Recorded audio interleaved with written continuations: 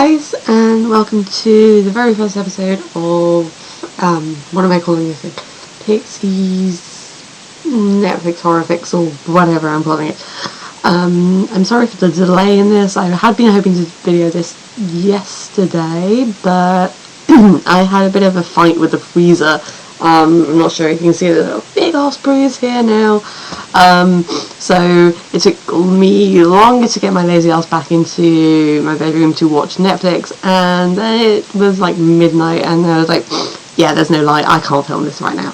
So here we go with the very first film in the horror section on Netflix, which, if you're going alphabetically, that is, which is unfortunately 51, as in the number 51. This is not a good movie by any stretch of the imagination. It's not even so bad it's good, it's just, it's a sci-fi original, which, if you've ever seen a sci-fi original, probably tells you everything you need to know. As you can probably tell from the title, it's about Area 51, so we open with this big, dumb, unconvincing, big, dumb, unconvincing looking, news bit with this woman in front of a green screen talking about how there's a bunch of reporters who are being sent into Area 51, and it's all very exciting, except it's not really. And so then we cut to boring military dudes, including Bruce Boxleiter, who is a colonel who is 118 days away from retirement. We know this because he has an actual countdown under his desk, in a drawer full of water bottles. I'm not quite sure, but is that a reference to something? Am I just very thick? I don't know. Anyway, so we meet these military guys. They're supposed to be the best of the best. They're all a big crap.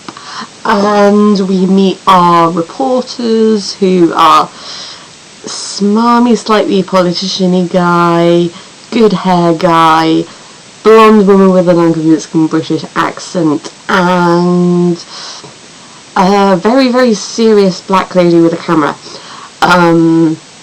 So these people get brought in.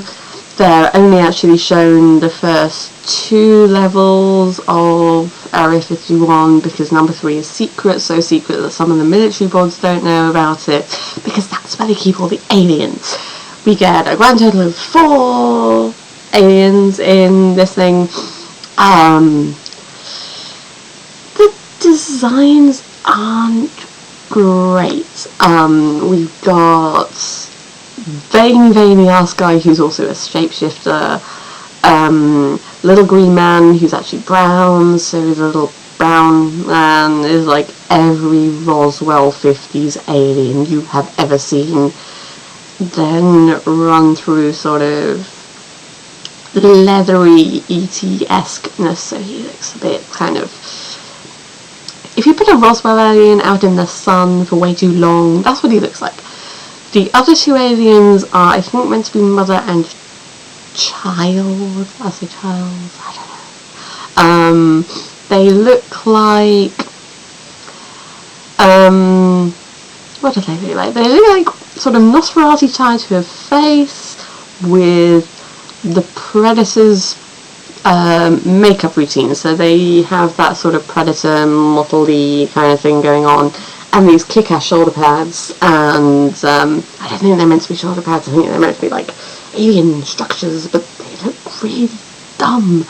The child one is referred to as Little Devil.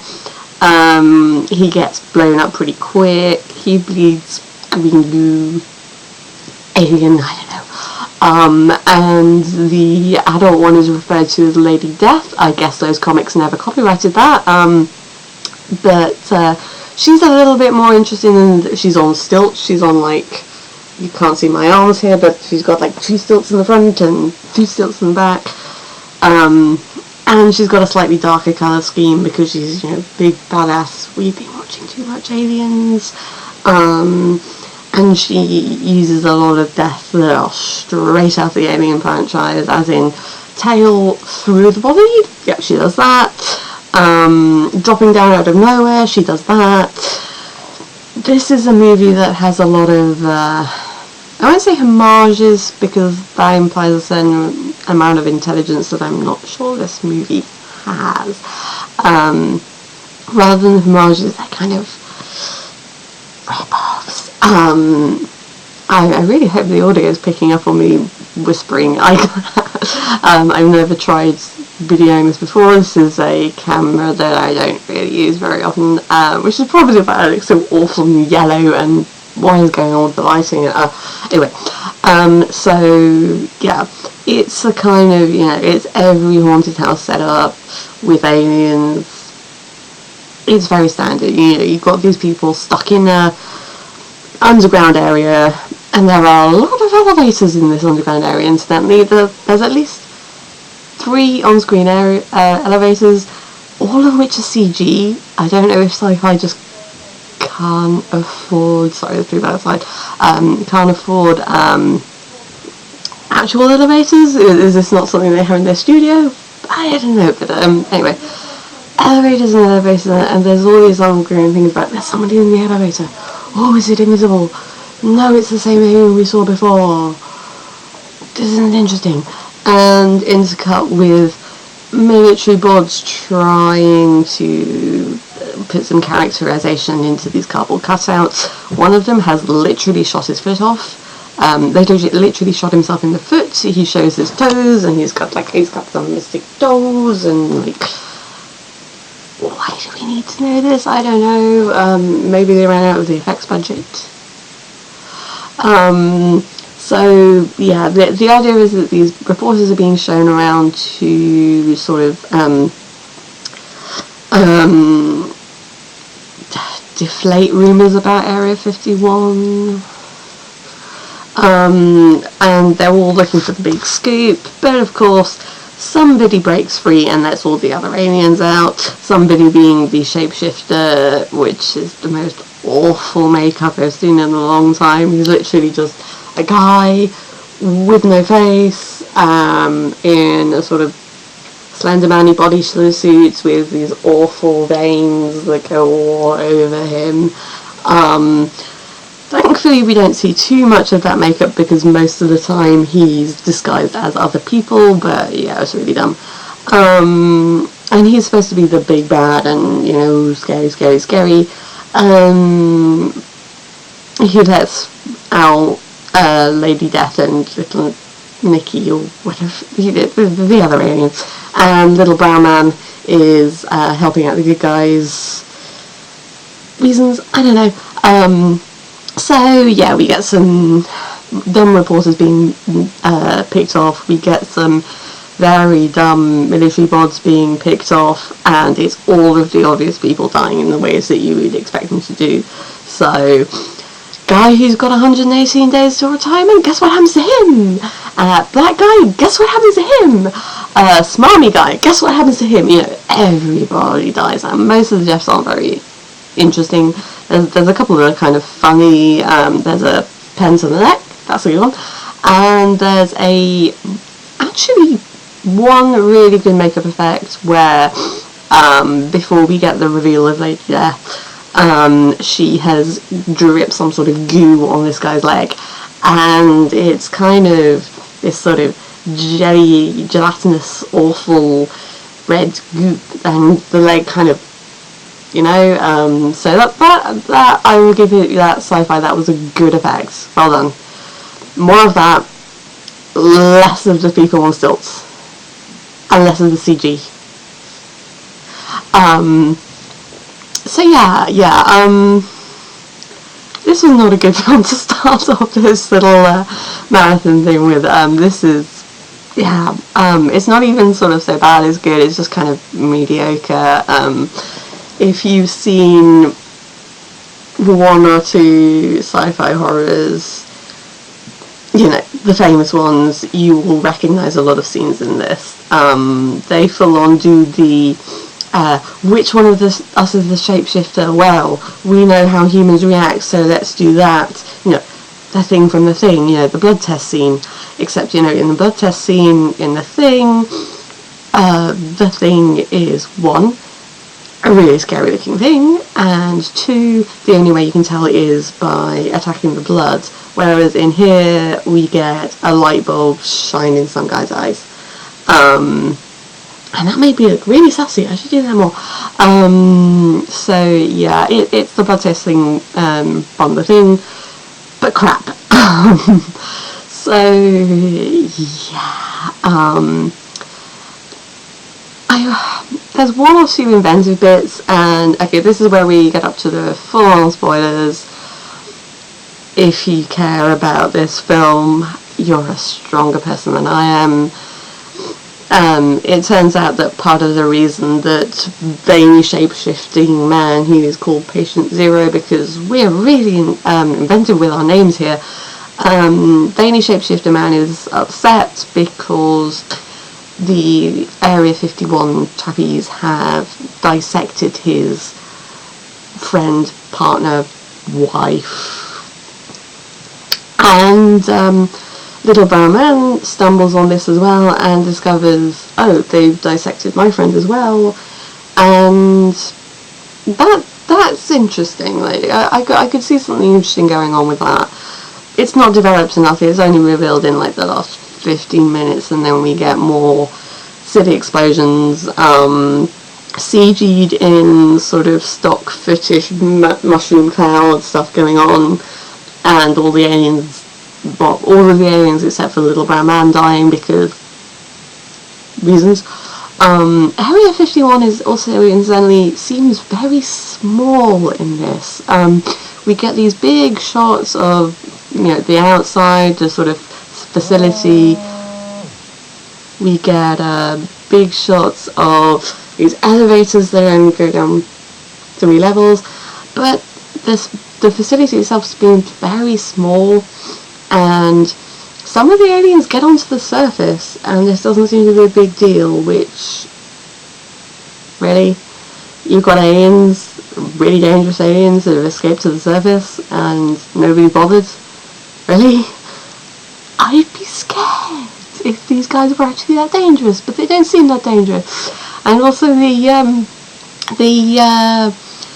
military rods that they've got in control of this place are bloody hopeless. They're trying to set up a ambush at one point where they've got a whole bunch of TNT, because the American military apparently still uses TNT. That's the best explosive they got. Okay, they've got pulse weapons, but TNT.